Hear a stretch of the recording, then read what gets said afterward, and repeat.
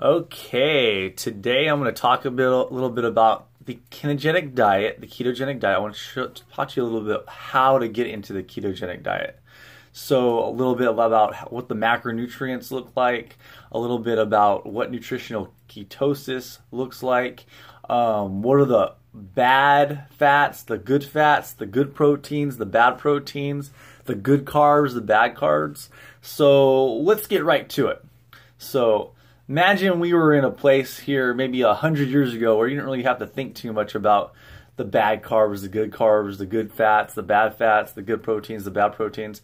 And the reason why you didn't really have to think about that because almost all foods that we're getting in at the grocery store, most of them were whole foods. So first of all, we want to stick to whole foods, foods that come from the ground, like fruits, vegetables, things like those, but in the whole form. Not to turn those into juices, don't turn those into some other form. You want to keep the structure intact of those foods.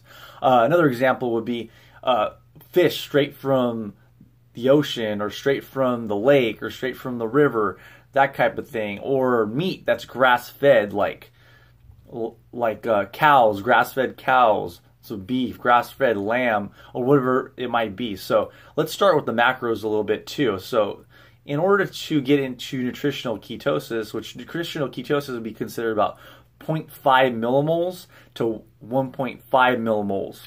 And so what that means is getting your carbohydrates down low enough so your body, your liver starts making ketone bodies. And one of the main ketone bodies that fuels your muscles and your brain, especially your brain once you're keto adapted, is beta hydroxybutyrate. So in order to get those macros in the right place, we want to keep our carbohydrates as low as 5% of our total calories for the day. So what that looks like, you're looking at 25 to maybe 50 grams, depending on whether you're active or not. If you're not an active person, you're sedentary, you don't exercise a lot, I'd say you got to keep those grams of carbohydrates to a bare minimum of 25 grams. And we're talking about net carbs. And net carbs, what a net carb is basically subtracting out the amount of carbohydrates in that food from the fiber. And that will give you the net carb. So say for instance you had like a green leafy vegetable like broccoli, or say you had something like spinach, for example. Say it had 1 gram of carbohydrates and 1 gram of fiber. You subtract those and it's 0 net grams of carbs. That's what that would be. And then so the carbs, you want to, of course, like I said, keep at 5%. We want to keep the fat. The fat could be a pretty big range. You can have the fat as low as like 40% or as high as 80%. It depends on how much fat gets you full. The fat is really important for satiety, and it's hugely important to get the right fats. And in another couple of minutes, I'll talk about what the good fats and the bad fats are. But for now, just think about you can have 40 to 80% of your diet coming from fat, and that'll be good. And then the other part we want is moderate protein. We're talking about like 15 to like 25% of your daily calories from protein. Not much more than that, because that's going to kick you out of ketosis and it's going to spike your insulin levels. So you want to keep your protein levels moderate. This is not a high protein diet, a ketogenic diet. You can consider a ketogenic diet, a keto diet, as a high fat diet. That's what it is. It's a high fat diet. Anywhere from 40 all the way to 80% of your diet. And so now let's go right into the healthy, the good fats and the bad fats. So the good fats that you can have on a ketogenic diet, since that's what's going to be a bulk of your calories, are like stuff like coconut oil, beef tallow, grass-fed butter, grass-fed ghee, those sort of things. Olive oil. More good fats are things like eating a whole avocado or eating those sort of things are some of the best examples. Plus another good place to get some fats, which also is a combination of protein and carbs, but it's mostly fat, is nuts. So macadamia nuts, Brazil nuts, pecans, those are all great examples. Almonds, those are all ones that you should be eating in abundance. So those are some examples of some good fats. Also some good examples of some good fats. plus protein. So we'll go into the protein. So great protein sources would be fatty fish like wild-caught salmon, wild-caught mackerel, wild-caught anchovies, wild-caught sardines, those type of foods. Those are all great to eat on a regular basis, especially those sardines and the salmon. And you want to make sure, of course, they're from wild, not farmed, because the omega-3 fatty content is super high in the wild-caught salmon and has much healthier composition of fat. Another thing you want to eat and focus on with the healthy protein is grass-fed beef, grass-fed lamb, those sorts of things, grass-fed bison, any of the wild meats. Those are all really, really good choices. So stick to those types. And then another thing, of course, is eggs. Eggs are a great source of protein. And try to stick to eggs that are pasture raised, that are not cooped up. That type of egg. That's what you want to look at. So some of those organic farm-raised eggs that you can get at like the farmer's market, that's what you want to pick up. And you'll notice a huge difference between them because they all have different colors. They're all discolored. They're not all the same exact color. Like when you go buy like an egg at the grocery store that is not organic, you're going to find that they're all exactly the same color. They're all usually some type of totally clear white, like a sheet of paper, like a sheet of computer paper. That's not what you want. You want the organic type that are free-range eggs that are higher in omega-3 fatty acids. That's what you want. So you want to try to find those at your local farmer's market, or you can find them at Whole Foods, or you can find them hopefully at Trader Joe's or your local grocery store. And now let's go back. Now let's get to healthy carbohydrates, healthy and not so healthy carbohydrates. So healthy carbohydrates would be eating like green leafy vegetables, Swiss chard, kale, arugula, those sorts of things, spinach. That stuff is absolutely great for your body. It's all loaded up with phytochemicals and vitamins and minerals. So that's the stuff you want to load up on with carbohydrates. And then really super moderate, you can also do berries, but you got to be very moderate with those carbohydrates. So especially if you're trying to stay in nutritional ketosis. So here's what you want to look at.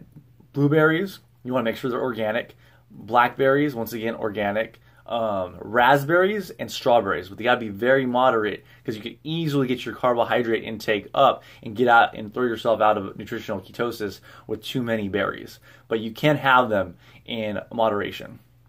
Another great example of some vegetables that you can have is Brussels sprouts. Broccoli is a great one. Cauliflower. Those are all great choices as well. And maybe in the notes, I'll put down maybe a grocery shopping list of a assortment of different foods that you could have that would be good choices. And so that's kind of in a nutshell, a very general guideline of the good carbohydrates that you can have, the good proteins and the good fats. So now I'm going to talk to you a little bit about the bad ones, the ones you need to stay away from. Let's start with fats. Fats, the worst fats you could possibly have, the vegetable oils. So stay away from the canola oil, the soybean oil, those type of things.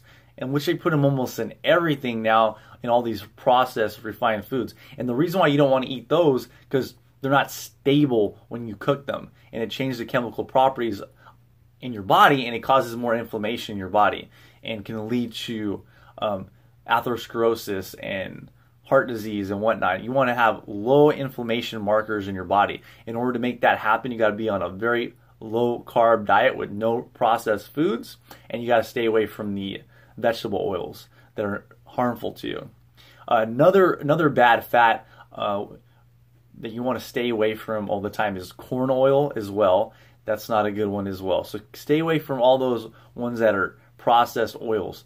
Stick to the other ones like I was mentioning earlier, like the olive oil, the coconut oil. Those are really good. Avocado oil, walnut oil, those are great too. So those are types that you want. But even those can be dangerous too if you heat them up too high of a temperature. So when you cook your food, make sure you're cooking it at a more moderate temperature so you don't change the chemical properties of the oils the healthy oils that you're trying to cook with. Anyways, we want to try to get those omega-3 to omega-6 fatty acid ratios as close to 1 to 1 as possible, because that's how our ancestors had it much closer, and they have much lower risks of some of these chronic diseases that we have today. So the typical American now has something around 1 to 50, the ratio. 1 omega-3 fatty acid for every 50 omegas, or for every 50 omega-6 fatty acids. That's just crazy that we're that off. And the omega-6s are also essential for your body, but not in that amount. So when you have that many omega-6 fatty acids, there's studies are showing that much higher inflammation in the body, and that'll give you much higher risk for many chronic diseases. Oh, and now let's go into proteins and some of the bad proteins that you want to stay away from. So one, for example, is you want to make sure you're getting mostly grass-fed meats. So try to stay away from the more conventional chicken, the ones that are in the chicken coops that are just there. And you want to make sure you kind of stay away from that particular type of protein. It's not nearly as good for you. You got to stay and try to keep on the grass-fed type proteins. So another great example would be, that's not a great protein, would be something like shark, for example. The reason why shark is not a great protein for you is because it's high in mercury, and you want to stay away from some of these heavy metals because they're not good for your body. So that's a good example of a protein that's not good for you. Another protein that's not good for you would be, or not as good for you, would be just the conventional eggs. You want to try to get the organic farm-raised eggs as much as you can, so that are higher in the omega-3 fatty acids. Now let's move on a little bit to carbohydrates. The carbohydrates you want to absolutely stay away from and not have in your diet at all would be anything that any processed food that has any added sugars. You want to stay away from the high fructose corn syrup, or any sugar period that's added in any of your foods, because even cane sugar, like organic cane sugar, is not good for you because it breaks down into glucose and fructose, and if you have too much of that, your liver can't handle it, and it's going to store it in your liver as fat, and that's going to later in turn potentially cause insulin resistance, which later can cause metabolic syndrome and can raise your risk of heart disease, stroke, atherosclerosis, possibly gout, type 2 diabetes, dementia, just to name several of them. So you want to really, really stay away from high amounts of fructose. So try to eliminate every single processed food in your diet that has any sugar. That's going to be a huge key to getting your metabolic health up to par.